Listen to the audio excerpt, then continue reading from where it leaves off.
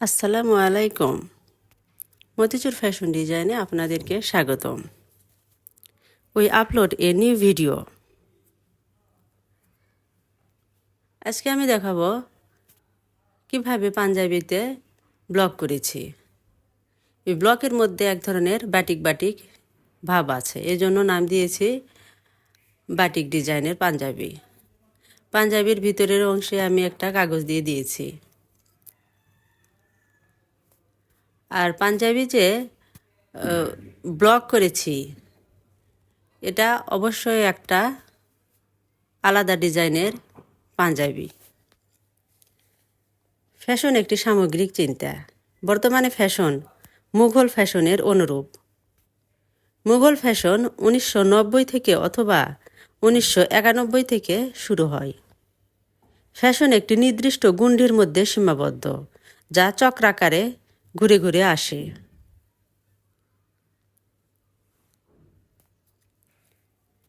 যেমন কোনো একটা ডিজাইনের পতন আছে, পতন থেকে একবারে বিলুপ্ত হয়ে যায়, তারপর প্রবর্তন,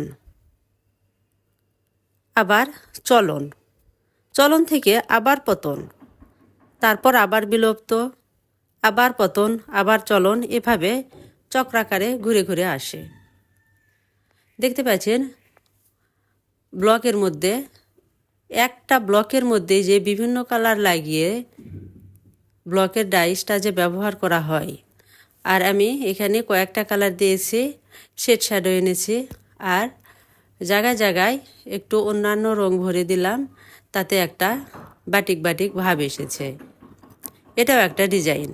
এই যে দেখুন কত সুন্দর একটা বাটিক বাটিক ভাব এসেছে, দেখতে কিন্তু অনেক সুন্দর দেখাচ্ছে। স্টাইপটা আমার খুবই পছন্দ। আর বল প্রিন্ট, স্টাইপ, গ্রামীণ চেক, এগুলো আমার খুব ভালো লাগে। কাস্টমারেরও চাহিদা আছে। আমি হাতার এক পাশে করেছি, আবার আরেক পাশেও করব। হাতার ভিতরে অবশ্যই কাগজ অথবা পেপার দিয়ে নিতে হবে। মাপ মতো দুই পাশে সাবধানে দিতে হবে।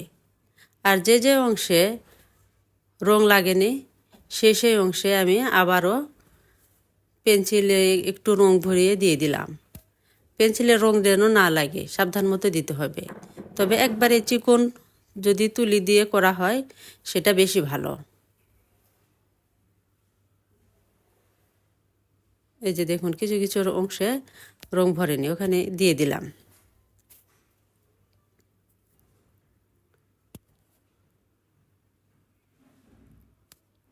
সম্পন্ন হয়ে গেছে আমার পাঞ্জাবিটা করা।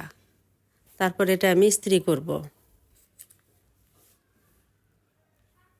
হাতায় দুই পাশে দিয়েছি। আমি কখনোই প্রাইমারি কালার ব্যবহার কমই করা হয়, আমি টারশারি কালারটা বেশি ব্যবহার করি। একদিন দেখাবো কিভাবে রং গুলতে হয়, প্রাথমিক কালার থেকে কিভাবে দ্বিতীয় স্তরের এবং তৃতীয় স্তরের রং মিশ্রণ করতে হয়, এগুলো অন্য একদিন ভিডিওতে দেখাবো। তো আমার পাঞ্জাবি কেমন লাগছে? অন্য কোথাও কাজ নেই, শুধু এই গলা আর সামনের দিকে আর দুই হাতায়। পাঞ্জাবির ডিজাইন একটু স্ট্যান্ডার্ড হলে বেশি ভালো হয়। জীবনের আনন্দ ও উৎসাহের জন্য ফ্যাশন প্রয়োজন। ফ্যাশনের স্থায়িত্ব ততদিন থাকে যতদিন ক্রেতাদের চাহিদা পরিপূর্ণ না হয়।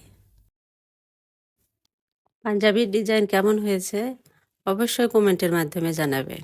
আল্লাহ হাফেজ।